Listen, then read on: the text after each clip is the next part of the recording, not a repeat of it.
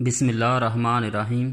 میری دوستوں سے گزارش ہے کہ ویڈیو کو لائک کریں، شیئر کریں اور چینل کو سبسکرائب کر دیں، ساتھ میں بیل آئیکن کا بٹن بھی دبا دیں تاکہ نئے آنے والی ویڈیوز آپ تک پہنچتی رہیں۔ مراد اول بہادر، مجاہد، کریم اور دیندار فرمانروا تھا۔ نظم و ضبط کا بڑا پابند، نہایت عدل گستر، غریب پرور، رعایا کے ساتھ انصاف برتنے والا، سپاہ کا خیال رکھنے والا، غزاوت کا شغف رکھنے والا، مساجد، مدارس اور پناہگاہوں کے قیام کا شوقین۔ اس کے عاشق نشینوں میں بہترین سپہ سالار، تجربہ کار جرنیل اور فوجی تھے۔ یہ تمام لوگ مجلس شورا کے رکن تھے اور سلطان ان کے تجربات سے پورا استفادہ کرتا تھا۔ انہوں نے بیک وقت ایشیائی کوچک اور یورپ میں اپنی سلطنت کی سرحدوں کو وسیع کرنے کے اقدامات کیے۔ یورپ میں عثمانی سپاہ بیزنطینی سلطنت کے مرحوم علاقوں پر حملہ آور ہوئی اور 762 مطابق 1360 کو ایڈریا نوبل پر قبضہ کر لیا۔ بلکان میں اس شہر کو بڑی اہمیت حاصل تھی۔ یہ قسطنطنیہ کے بعد بیزنطینی شہنشاہیت کا دوسرا بڑا شہر تھا۔ 760 مطابق 1366 کو مراد نے اسے عثمانی سلطنت کا دارالحکومت بنا لیا۔ اسی کے ساتھ ہی اس عظیم سلطنت کا دارالحکومت ایشیا سے یورپ میں منتقل ہو گیا اور ایڈریا نوبل کا شہر ایک اسلامی دارالسلطنت بن گیا۔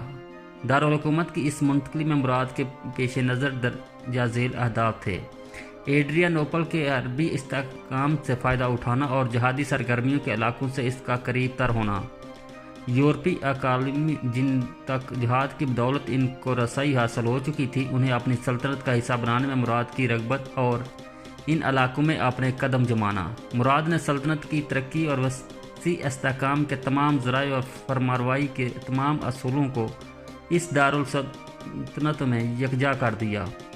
اس میں ملازمین، سپاہ، قانون دان، علماء دین، ہر قسم کے لوگوں کی مجلسیں اور تنظیمیں تشکیل دے دی، عدالتیں قائم کی، شہری مدارس اور انشکاریہ کی یہ تربیت کے لیے عسکری ادارے بنائے۔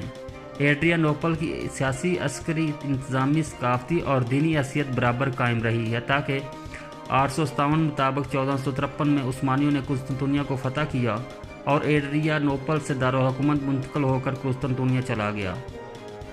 مراد کی جہادی اور دعوتی تحریک جاری رہی اور وہ یورپ کے اقالیم کو یکے بعد دیگر فتح کرتا چلا گیا، حتیٰ کہ اس کا لشکر مقدونیہ کو فتح کرنے کی غرض سے چل دیا۔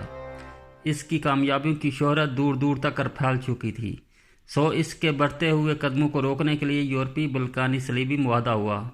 پوپ پنجم نے اس معاہدے کی تاسیس کی اور سربیوں، بلغاریوں، ہنگریوں اور اقالیم والیشیا کے باسیوں کو بھی اس معاہدے میں شریک کی ترغیب دی۔ اس معاہدے میں شریک تمام ملکوں نے اپنے بہت ہی بڑا لشکر تیار کیا، جس کی تعداد 60,000 افراد پر مشتمل تھی۔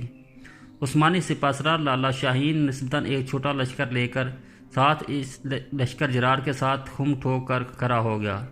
دونوں لشکر دریائے مارتیزا پر تشیر من کے قریب ایک دوسرے کے مقابل ہوئے۔ زور کا رن پڑا، صلیبی لشکر کے پاؤں اکھڑ گئے۔ سربیا کے دونوں امیر باغ کھڑے ہوئے، لیکن دریا مارتیزا کی فوجوں کا لقمہ اجل بن گئے۔ ہنگری کا امیر حیرت انگیز طریقے سے بچ نکلا۔ اس اثناء میں سلطان مراد ایشیا کوچک میں برسر پیکار تھا، جہاں اس نے متعدد شہروں کو فتح کر لیا۔ پھر وہ اپنی سلطنت کے مرکز کو واپس ہوا تاکہ مفہوم اقالیم اور شہروں کا نظم و نسق بہتر بنا سکے، جیسا کہ وہ اکثر کیا کرتا تھا۔ دریائے مارتیز پر عثمانیوں کی یہ فتح کئی اہم امور کا پیش خیمہ ثابت ہوئی، جن میں یہ ہیں: اس فتح کے نتیجے میں ترقی اور مقدونیہ کی اقالیم فتح ہوئی اور مسلمان جنوبی بلغاریہ اور مشرقی سربیا تک پہنچے۔ سلطنت بیزنطینیہ کی املاک اور شہر نیز بلغاریہ اور سربیا موسم خریف کے پتوں کی طرح یک کے بعد دیگرے جڑتے گئے اور ان پر مسلمانوں کا قبضہ ہوتا گیا۔ سلطنت عثمانیوں کے بازوں میں کمال طاقت دیکھ کر دائیں بائیں کی تمام اقالیم کانپنے لگی، بالخصوص ان میں سے جو اقالیم کمزور تھی، ان کا خوف دیدنی تھا۔ یہی وجہ تھی کہ راجوزہ کی جمہوری سلطنت نے پہل کرتے ہوئے سلطان مراد کی خدمت میں سفارت روانہ کیا اور دوستی کے معاہدے کی درخواست کی۔ اس معاہدے کی روح سے دونوں ملکوں کے درمیان تجارتی رابطہ کا قیام عمل میں لایا اور قرار یہ پایا کہ جمہوریہ راجوزہ اس معاہدے کے بدلے میں 500 سنہری ڈوک اس ملک کی کرنسی سالانہ جزیہ ادا کرے گی۔ یہ پہلا معاہدہ ہے جو دولت اسلامیہ اور ایک دولت مسیح کے درمیان طے پایا۔ سلطان مراد اپنے سپہ سالار کے طریقہ کار کو چھوڑ کر بذات خود دور تک بلقان میں گھستا چلا گیا، جس کی وجہ سے سربیا والوں کوشش ہوئی اور انہوں نے یورپ سے بادشاہ کی عدم موجودگی سے فائدہ اٹھانے کی کوشش کرتے ہوئے کئی مرتبہ بلقان میں عثمانی فوجوں پر حملہ کیا، لیکن انہوں نے عثمانیوں کے خلاف کوئی قابل ذکر کامیابی نہ ہوئی۔ لہذا سربیا والوں اور بوسنیا والوں نے بلغاریہ کے باسیوں سے معاہدہ کیا اور ایک یورپی صلیبی لشکر ترتیب دیا۔ یہ ایک بہت بڑا لشکر تھا۔ ادھر سلطان مراد پوری تیاری کے ساتھ اپنی فوجوں کے ساتھ بلقان کے کوسوو کے علاقے میں پہنچ چکا تھا۔ کہا جاتا ہے کہ سلطان مراد کے وزیر، جن کے پاس جنگ کے دوران قرآن کریم کا ایک نسخہ ہوتا تھا، نے اتفاقاً بغیر کسی ارادے کے قرآن کریم کھولا تو اس کی نظر فوراً اس آیت کریمہ پر پڑی: اے نبی، اہل ایمان کو جنگ کی ترغیب دو، اگر تم میں سے 20 صبر کرنے والے ہوئے تو وہ 200 پر غالب آئیں گے، اور اگر 200 ہوئے تو وہ 1000 کافروں پر غالب آئیں گے، کیونکہ وہ قوم ہے جو کچھ سمجھ نہیں رکھتے۔ وزیر محترم نے اس نیک شگون گمان کیا اور اسے مسلمانوں کی فتح پر محمول کیا۔ اس واقعہ سے تمام فوجوں کو بھی فتح کا یقین ہو گیا۔ دونوں فوجیں آمنے سامنے کھڑی ہوئیں۔ دوسرے ہی لمحے جنگ شروع ہوئی، زور کا رن پڑا، معرکہ کا زار گرم ہوا اور بالآخر یہ جنگ مسلمانوں کی واضح اور یقینی کامیابی کے ساتھ ختم ہو گئی۔ کوسوو میں اس کامیابی کے بعد سلطان مراد جنگ کا معائنہ کرنے لگا۔ وہ مسلم شہداء کے صفوں کے درمیان پھرنے لگا اور اس کے لیے دعا کرنے لگا۔ اس طرح زخمیوں کو تلاش کیا اور ان کی مرہم پٹی کے احکامات صادر فرمائے۔ اس اثناء میں ایک سپاہی اٹھ کر جو مردوں میں پڑا ہوا اپنے آپ کو مردہ ظاہر کر رہا تھا، اس کا تعلق سربیا سے تھا۔ وہ سلطان کی طرف دوڑ پڑا۔ محافظوں نے اسے گرفتار کر لیا، لیکن اس نے یہ بہانہ بنایا کہ وہ سلطان سے بات کرنا چاہتا ہے، اس کے ہاتھ پر اپنے مسلمان ہونے کا اعلان کرنے کا آرزومند ہوں۔ سلطان نے اپنے محافظوں کو اشارہ کیا اور وہ اسے چھوڑ دیں۔ اس نے سلطان کے ہاتھ چوم کی ایکٹنگ کی اور پھر فوراً اپنے زہر آلود خنجر نکال کر سلطان پر حملہ آور ہوا۔ سلطان زخمی ہوا اور 15 شعبان 791 کو شہادت کا تاج سر پر سجائے راہی ملک بقا ہوا۔ اللہ کریم اس پاک باز مجاہد اور مسلم سلطان پر اپنی کروڑوں رحمتیں نازل فرمائیں۔ سلطان مراد کی زبان سے صادر ہونے والے آخری کلمات: میرے پاس صرف اتنی مہلت باقی ہے کہ میں اللہ تعالیٰ کا شکر ادا کروں۔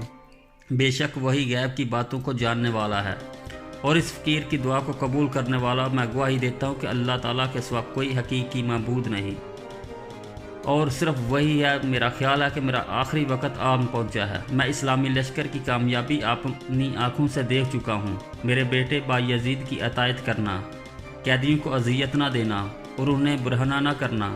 میں تمہیں اس لمحے الوداع کہتا ہوں اور اپنے عظیم فاتح لشکر کو اللہ کریم کی رحمت کے سپرد کرتا ہوں۔ وہی ہمارا سلطنت کو ہر طرح کی برائی سے محفوظ فرمائے گا۔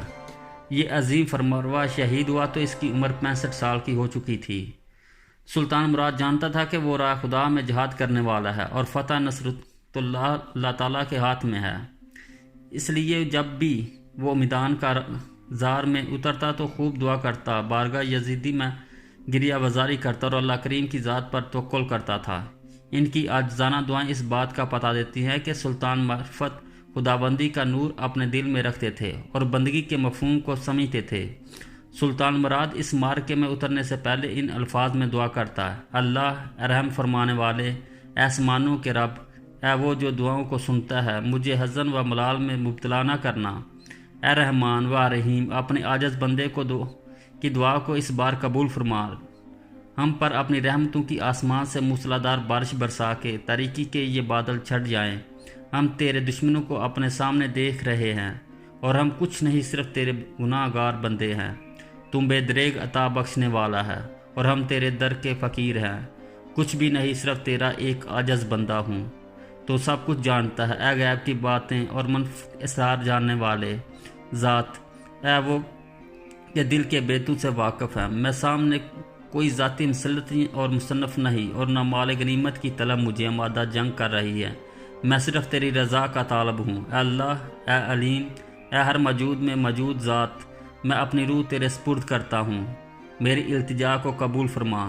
دشمن کے سامنے مسلمانوں کو ذلیل و رسوا نہ کرنا، انہیں فتح سے ہمکنار کر۔ اے اللہ، اے رحیم، مجھے ان کی موت کا سبب نہ بنا بلکہ ان کی فتح و کامرانی کا موجب بنا۔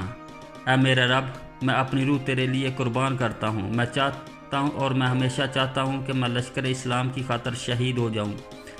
اے الہی، مجھے ان کی تکلیف دیکھنا نصیب نہ ہو۔ اے میرے مولا، اس بار تو مجھ پر کرم فرما کہ تیری راہ میں تیری رضا کے لیے شہید ہو جاؤں۔ ایک روایت میں دعا کے الفاظ یہ ہیں: اے الہی، میں تیری عزت و جلال کی قسم کھاتا ہوں کہ میرا مقصود اس جہاز سے یہ فانی دنیا نہیں، میں تو تیری رضا چاہتا ہوں اور مجھے اس کے علاوہ اور کچھ نہیں چاہیے۔ اللہ، میں تیری عزت و جلال کی قسم کھاتا ہوں، میں تیرے راستے میں نکلا ہوں اور اپنے راستے میں موت دے کر میری عزت افزائی فرما۔ اور ایک روایت میں دعا کے الفاظ یہ منقول ہے: اے میرے معبود، اے میرے مولا، میری دعا اور یہ گریہ وزاری قبول فرما اور ہم پر اپنی رحمتوں کی وہ بارش برسا اور ہم اپنے ارد گرد اٹھنے والی آندھیوں کے گرد و غبار کو ڈھونڈ ڈالیں اور ہمیں وہ روشنی عطا کر جس سے ہمارے ارد گرد پھیلے سب اندھیرے چھٹ جائیں اور ہم اپنے دشمن کے پراؤ کی جگہ کو دیکھ سکیں اور انہیں تیرے معزز دین کے سر بلندی کے لیے میدان میں للکار سکیں۔ اے میرے معبود، اے میرے مالک، بادشاہی و قوت و اقتدار صرف تجھے زیبا ہے۔ تو جسے چاہتا ہے ملک و اقتدار عطا کرتا ہے۔ میں تیرا ایک عاجز بندہ ہوں، تیرے در کا فقیر ہوں۔ تو میرے ظاہر و باطن کو جانتا ہے۔ مجھے تیری عزت و جلال کی قسم، میں اپنی جہازی سرگرمیوں کے بدلے اس فانی دنیا کا ایندھن نہیں چاہتا، بلکہ تیری رضا چاہتا ہوں اور تیری رضا کے علاوہ اور کچھ نہیں چاہتا۔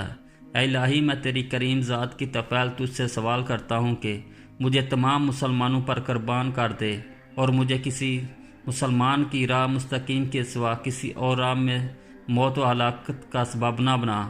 اے میرے معبود، اے میرے مالک، اگر میری شہادت میں مسلم لشکر کی نجات ہے تو مجھے اپنی راہ میں شہادت سے محروم نہ کرنا، تاکہ میں تیرے حریم قدس کی فیض یاب ہو سکوں اور تیرا جو رتی بڑی نعمت ہے۔ اے میرے معبود، میرے مولا، تو نے مجھے یہ عزت دی کہ میں تیرے راستے میں جہاد کی غرض سے نکلا ہوں۔ مجھ پر مزید کرم فرماؤ اور اپنے راستے میں مجھے شہادت کا شرف عطا فرما۔ یہ عاجزانہ دعا اس بات کی دلیل ہے کہ سلطان مراد کا معرفت خداوندی حاصل تھی۔ اس نے کلمہ توحید لا الہ الا اللہ کی شروط کو حاصل اچھی طرح سمجھ لیا تھا اور اس کلمہ کی شروط کی چال چلن اور زندگی میں جمع ہو گئی تھی۔ سلطان مراد جانتا تھا کہ نفی اسبات میں جو معرفت سے ناواقفی کے منافی ہے، کیا معنی ہے ارشاد باری تعالیٰ ہے، اور یہ جان لے اللہ کے سوا کوئی حقیقی معبود نہیں، اور ارشاد باری تعالیٰ ہے: مگر جنہوں نے حق کی گواہی دی اس حال میں کہ وہ جانتے تھے، یعنی لا الہ الا اللہ کی تصدیق کی، جو کچھ وہ اپنی زبانوں سے بول رہے تھے ان کے دل اس کی کو اجازت تھے۔ سلطان اس بات سے آگاہ تھا کہ شک اور یقین دو متضاد کیفیتیں ہیں جو ایک جگہ جمع نہیں ہو سکتی۔ سلطان اس کلمہ کے مدلول پر پختہ یقین رکھتے تھے اور دل کی گہرائیوں سے مانتے تھے کہ ایمان میں صرف یقین کامل ہی وہ فائدہ دے سکتا ہے، ظن نہیں۔ ارشاد بانی ہے: ایماندار تو وہی ہے جو ایمان لے آئے اللہ اور اس کے رسول پر، پھر اس میں کبھی شک نہیں کیا اور جہاد کرتے رہے اپنے مال اور اپنی جانوں کے ساتھ اللہ کی راہ میں۔ یہی لوگ راست باز ہیں۔ سلطان اس کلمے کے تقاضوں کو بدل و جان قبول کرتا تھا اور جن اوامر و نواہی یہ کلمہ دال تھا اس کی پوری اتباع کرتا تھا۔ ارشاد باری تعالیٰ ہے: اور جو شخص اپنے آپ کو اللہ کے سپرد کر دیتا ہے، درا حال وہ محسن ہو تو بے شک اس نے مضبوطی سے پکڑ لیا مضبوط حلقہ کو، اور اللہ کی طرف وہی ہے تمام کاموں کا انجام۔ اور ارشاد باری تعالیٰ ہے: اے مصطفیٰ صلی اللہ علیہ وسلم، تیرا رب کی قسم، یہ لوگ مومن نہیں ہو سکتے یہاں تک کہ حاکم بنائیں آپ کو ہر اس جھگڑے میں جو پھوٹ پڑا ان کے درمیان پھر نہ پائیں۔ اپنے نفسوں میں تنگی اس سے جو فیصلہ آپ نے کیا اور تسلیم کر لیں دل و جان سے۔ سلطان مراد کا اپنے رب پر سچا ایمان تھا، وہ ایمان میں بالکل خالص تھا، اس کے دل میں شرک کا شائبہ تک نہ تھا۔ ارشاد باری تعالیٰ: حالانکہ نہیں حکم دیا گیا تھا انہیں مگر یہ کہ عبادت کریں اللہ تعالیٰ کے دین کی، اس کے لیے خالص کرتے ہوئے بالکل یکسو ہو کر۔ وہ اپنے خالق سے بڑا مخلص تھا اور راہ خدا میں جان و مال کی قربانی کے لیے ہر وقت تیار رہتا تھا۔ اور ارشاد باری تعالیٰ ہے: اور کچھ وہ ہے جو بناتے ہیں اور ان کو اللہ کا متقابل کرتے ہیں ان سے جیسے اللہ سے محبت چاہیے، اور جو ایمان لائے وہ سب سے زیادہ محبت کرتے ہیں اللہ سے۔